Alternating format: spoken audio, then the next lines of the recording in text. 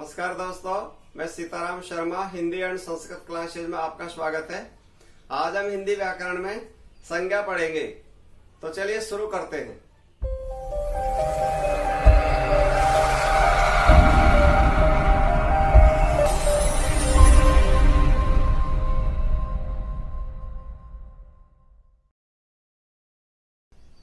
दोस्तों, हमारा टॉपिक है संज्ञा। संज्ञा किसी वस्तु, व्यक्ति, स्थान एवं भाव का बोध हो, उसे संज्ञा कहते हैं। जैसे जयपुर, हिमालय, गीता, मिठास, बुढ़ापा आदि। ध्यान दो, संज्ञा होती है वो प्राथमिक स्तर पर 5 प्रकार की होती है। प्राथमिक स्तर पर तो होती है 5 प्रकार की, परंतु जब स्टैंडर्ड बढ़ जाता है तो संज्ञा मूल रूप से 3 प्रकार की होती है। जिसमें पहली वाली होती है व्यक्तिवाचक संज्ञा। पहली वाली संज्ञा होती है व्यक्तिवाचक संज्ञा। व्यक्तिवाचक संज्ञा में हमेशा एक का बोध होता है, यानी जिन संज्ञा शब्दों से किसी एक ही व्यक्ति, वस्तु या स्थान विशेष का बोध हो, वह व्यक्तिवाचक संज्ञा होती है। इस व्यक्तिवाचक संज्ञा में सभी स्त्री पुरुषों के नाम, सभी दिशाओं के नाम, सभी देशों के नाम, सभी नदियों के नाम, सभी पर्वतों के नाम, सभी समाचार पत्रों के नाम, सभी नगरों के नाम, सभी पुस्तकों के नाम, सभी दिनों के नाम, सभी महीनों के नाम, सभी ग्रह नक्षत्रों के नाम, सभी त्योहारों के नाम आदि का बोध होता है। यानी हमेशा एक का बोध होता है, वह हमेशा व्यक्तिवाचक संज्ञा होती है। जैसे व्यक्तियों के नाम में, जैसे राम, चाहे लाखों करोड़ों हो, परंतु एक का बोध होता है। जैसे हिमालय पर्वत है, राजस्थान जैसे प्रांत है, रामायण जैसे पुस्तक है, भारत यानी देश है, जैसे नदियों का, जैसे गंगा। जैसे आ जाता है सागरों का नाम, जैसे हिंद महासागर। जैसे ग्रह नक्षत्रों का आ जाता है भाई सोम, बुध या राहु, केतु। त्योहारों का नाम आगा दीपावली, होली, रक्षाबंधन। पुस्तकों का नाम आगा जैसे गीता, महाभारत। जैसे भाषा का नाम आ जाए हिंदी। तो हमेशा व्यक्तिवाचक संज्ञा में हमेशा एक का बोध होता है, यह सभी एक का बोध होता है, वह हमेशा व्यक्तिवाचक संज्ञा होती है। दूसरे वाले होती है जातिवाचक संज्ञा। जातिवाचक संज्ञा में हमेशा समूह का बोध होता है, यानी जातिवाचक संज्ञा वहां होती है जिस संज्ञा सबसे संपूर्ण जाति, संपूर्ण वर्ग, संपूर्ण समुदाय का बोध होता है, उसे जातिवाचक संज्ञा कहते हैं। जैसे लड़का, ये एक समूह का बोध है। पर्वत, ये समूह का बोध है, पता नहीं चल रहा भाई कौन सा लड़का है, पता नहीं चल रहा कौन सा पर्वत है, पता नहीं चल रहा कौन सा राज्य है, पता नहीं चल रहा भाई कौन सी पुस्तक है, एक समूह का बोध होगा। देश भाई पता नहीं चल रहा, माता पता नहीं चल रहा, मित्र, बूढ़ा, बच्चा, युवक, इतिहास, भूगोल, गंगा। यानी इस प्रकार से हमको यहाँ मालूम नहीं पड़ रहा अगवाई कौन सी वाली हमारी जो जातिवाचक संज्ञा है। अब यहाँ पर जातिवाचक संज्ञा में हमेशा समूह का बोध हो जाता है, वो हमेशा जातिवाचक होती है। तीसरी वाली संज्ञा होती है भाववाचक संज्ञा। भाववाचक संज्ञा हमेशा भाववाचक संज्ञा शब्दों के अंत में 99% प्रत्यय जोड़े जाते हैं। प्रत्यय हमेशा शब्द के अंत में लगाए जाते हैं। भाववाचक संज्ञा की परिभाषा है जिन संज्ञा शब्दों से किसी व्यक्ति, वस्तु और स्थान के गुण, दोष, धर्म, अवस्था और भाव का बोध होता है, वह हमेशा भाववाचक संज्ञा होती है। भाववाचक संज्ञा शब्दों के अंत में प्रत्यय जोड़ दिए जाते हैं। यानी भाववाचक संज्ञा ऐसी होती है जिसमें हम महसूस करते हैं, डोंट टच बॉडी, उसको छू नहीं सकते। जैसे ध्यान दो, राम को अपन देख सकते हैं, स्पर्श कर सकते हैं, पकड़ सकते हैं। लड़का है, उसको पकड़ सकते हैं, स्पर्श कर सकते हैं, लेकिन जो लड़कपन है, उसका जो भाव है, उसको अपन छू नहीं सकते, महसूस कर सकते हैं। तो भाववाचक संज्ञा शब्दों के अंत में प्रत्यय जुड़ जाते हैं। जैसे लड़का से लड़कपन, पर्वत से पर्वतीय, यहाँ पर पन प्रत्यय जुड़ गया, यहाँ पर पर्वतीय ये प्रत्यय जुड़ गया। पुस्तकीय, पुस्तक यानी जाति होगा तो पुस्तकीय ये प्रत्यय जुड़ गया। जैसे भारत देश है तो यानी भारतीय, यानी हम भारत को स्पर्श कर सकते लेकिन भारतीय महसूस कर सकते क्योंकि गुण है, उसकी भाव है। जैसी माता को स्पर्श कर सकते हैं लेकिन मातृत्व, इसमें ये प्रत्यय होगा, इसमें त्व प्रत्यय होगा। मित्र को स्पर्श करते हैं लेकिन मित्रता ये भाव है, इसमें ता प्रत्यय। बूढ़ा को स्पर्श कर सकते हैं लेकिन बुढ़ापा ये आपा प्रत्यय का प्रयोग कर दिया गया। यहाँ पर है बचपन, यहाँ पर बच्चा शब्द है वो हमेशा जाती है, तो बच्चा को स्पर्श कर सकते हैं, लेकिन जो बचपन है वो महसूस करेंगी। यहाँ पर आगा युवक, युवक को अपन स्पर्श कर सकते हैं समूह, लेकिन यौवन उसका जो गुण है, उसका जो धर्म है, उसका जो भाव है, उसके बारे में यहाँ पर बताया गया। अपन इतिहास को स्पर्श कर सकते हैं, लेकिन यहाँ पर ऐतिहासिक है वो हमेशा भाव होता है, महसूस होता है, गुण है, दोष है, धर्म है, ऐसी अवस्था। तो आपको बिल्कुल छोटे रूप में ये ध्यान देना है। व्यक्तिवाचक संज्ञा में हमेशा एक का बोध होता है, चाहे कोई भी किसी का नाम हो, पार्टिकुलर एक का होता है। जातिवाचक संज्ञा में हमेशा समूह का बोध होता है, और भाववाचक संज्ञा शब्दों के अंत में हमेशा प्रत्यय जुड़ा हुआ रहता है, वो हमेशा भाववाचक संज्ञा होती है। भाववाचक संज्ञा शब्दों को, यानी जो हमारी भाववाचक संज्ञा होती है उसके 5 भेद होते हैं।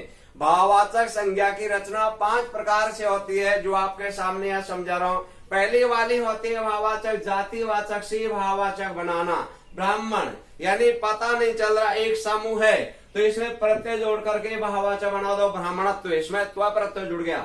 जैसे पशु, यानी जातीय समूह है तो पशुत्व, इसका पशुता भी कर सकते हैं। और जैसे पर्वत, पता नहीं चल रहा जाति है तो पर्वतीय, ये प्रत्यय जुड़ गया। यहाँ पर व्यक्ति है, पता नहीं चल रहा कौन है, व्यक्तित्व, यानी यहाँ पर त्व प्रत्यय जुड़ गया। दूसरे नंबर की हमारी जो भाववाचक संज्ञा होती है वो सर्वनाम शब्दों से भी भाववाचक संज्ञा बनाई जाती है। सर्वनाम क्या होते हैं? संज्ञा के स्थान पर काम आते हुए सर्वनाम होते हैं। जैसे निजी, यानी ये सर्वनाम है तो भाववाचक संज्ञा हो गई निजता, इसमें ता प्रत्यय जुड़ गया। जैसे अपना, ये सर्वनाम है तो इसमें जुड़ गया अपनापन, यानी इसमें पन प्रत्यय जुड़ गया। यहाँ पर आप, ये सर्वनाम शब्द है, इसे बन गया आपा, यानी आप प्रत्यय जुड़ गया। यानी मैं, ये सर्वनाम शब्द है, अब इसका हो गया मुझसा, क्योंकि सा प्रत्यय जुड़ गया। तो ये सर्वनाम शब्दों से भी भाववाचक संज्ञा बनाई जाती है। तीसरी वाली जो होती है भाववाचक संज्ञा कैसे बनाई जाता है? विशेषण शब्दों से भी भाववाचक संज्ञा बनाई जाती है। विशेषण क्या होता है? किसी भी प्रकार का जो गुण होता है, संज्ञा सर्वनाम की जो विशेषता वो होता है गुण। जैसे चतुर है वो गुण है तो इसमें भाववाचक संज्ञा बन गई चतुरता, ता प्रत्यय जुड़ गया। सफेद है वो गुण है, विशेषण है, और सफेदी यानी ई प्रत्यय जुड़ गया है। यहाँ पर मीठा है वो विशेषण है, गुण है, तो मीठा का प्रत्यय जोड़कर बन गया मिठास। यहाँ पर हरा है वो विशेषण है, क्योंकि इसमें गुण है तो हरा का बन गया हरियाली। अब यहाँ पर जो चौथे नंबर की होती है वो यानी भाववाचक संज्ञा कैसे बनाई जाती है? अव्यय शब्दों से भी भाववाचक संज्ञा बनाई जाती है। अव्यय क्या होते हैं? जिनका लिंग और वचन परिवर्तित नहीं होते हैं वे हमेशा अव्यय होते हैं। अव्यय होते हैं उनसे भी भाववाचक संज्ञा बनाई जाती है। जैसे दूर है, अब यानी जो दूर है उसको अब अपन छू नहीं सकते, महसूस कर सकते, तो इसमें हमने प्रत्यय जोड़ दिया दूरी, ये भाववाचक संज्ञा बन गई। जैसे ऊंचा, ये अव्यय शब्द है तो इसे भाववाचक संज्ञा बन गई ऊंचाई, आय प्रत्यय जुड़ गया। यहाँ पर है आगे, आगे है अव्यय तो आगे में हमने प्रत्यय जोड़ा, भाववाचक संज्ञा बन गई अगला। जैसे पीछे, ये अव्यय है तो इसमें हमने प्रत्यय जोड़ा तो भाववाचक संज्ञा बन गई पिछला। हमारी जो चौथा नंबर से इस प्रकार से यानी भाववाचक संज्ञा बनाई जाती है। नंबर 5वीं है क्रिया के माध्यम से भी भाववाचक संज्ञा बनाई जाती है। क्रिया किसे कहते हैं? कोई भी प्रकार का जो कार्य होता है वो होती है क्रिया, तो क्रिया शब्दों से भी भाववाचक संज्ञा बनाई जाती है। यहाँ पर देखो देखना, ये क्रिया है, अब इसमें हमको केवल प्रत्यय जोड़ना है भाववाचक संज्ञा में। जैसे दिखावा यानी आवा प्रत्यय हो गया, यहाँ होगा सुनना, ये क्रिया है, इसमें हम भाववाचक संज्ञा जोड़ेंगे तो प्रत्यय जोड़ देंगे तो सुनवाई यानी आई प्रत्यय लग गया। और पढ़ना ये भी क्रिया है, इसमें पढ़ाई, ये भाववाचक संज्ञा प्रत्यय जोड़ने के माध्यम से बन गई। जैसे हंसना, यहाँ पर हंसना क्रिया है और उसमें हम भाववाचक संज्ञा बढ़ाएंगे, प्रत्यय जोड़ देंगे तो हंसी यानी ए प्रत्यय का प्रयोग कर दिया गया है। तो हमको ये ध्यान देना कि व्यक्तिवाचक संज्ञा में एक का बोध होता है, जातिवाचक में समूह का होता है, भाववाचक संज्ञा शब्दों के अंत में प्रत्यय जुड़ जाते हैं। प्राथमिक स्तर पर 5 प्रकार के होते, 3 तो आपको ये समझा दिए, चौथी होती है द्रववाचक, 5 होते हैं धातुवाचक। द्रववाचक में जितने भी जो लिक्विड चीज होते हैं, दूध है, पानी है, ऑयल है, तरल पदार्थ सारे, वो सारे द्रववाचक में आ जाते हैं। लेकिन जो द्रववाचक होते हैं वो जाति में आ सकते हैं, और इधर को यहाँ भी आ जाएगा। जैसे दूध है वो जातिवाचक है, लेकिन उसको व्यक्तिवाचक बनाएंगे, भाई गाय का दूध है, सरस दूध है, या भैंस का दूध है, वो व्यक्तिवाचक संज्ञा हो गया। ऐसे ही पांचवा नंबर की होती है वो धातुवाचक संज्ञा होती है। धातुवाचक वो होते हैं पृथ्वी का अंदर से सोना, चांदी, तांबा, हीरा, मोती, जस्ता जो निकलता है वो धातुवाचक होती है। परंतु धातुवाचक जो संज्ञा होती है उसका प्रयोग भी हमेशा यानी जातिवाचक में भी हो जाएगा, व्यक्तिवाचक। जैसे सोना ये धातु है, लेकिन सोना को यानी व्यक्तिवाचक आ जाएगा, कच्चा माल है। तो अगर पक्का माल है तो ये हमेशा यहाँ पर भी आ जाएगा, वह सोने की अंगूठी है, सोने के नथ है, इस प्रकार से।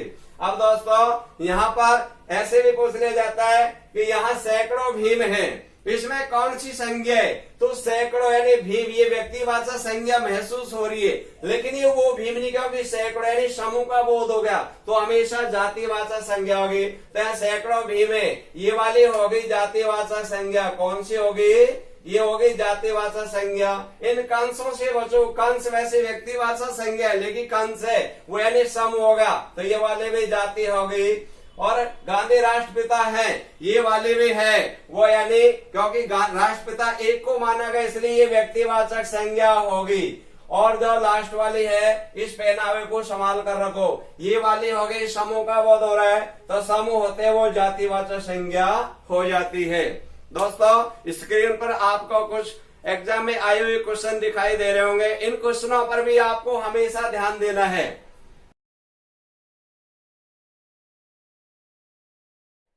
दोस्तों आपको यह वीडियो अच्छी लगी तो इसे लाइक करें तथा हमारे इस चैनल को सब्सक्राइब करें। और इस टॉपिक में किसी भी प्रकार की कोई प्रॉब्लम हो तो आप हमें कमेंट करके अवश्य बताएं।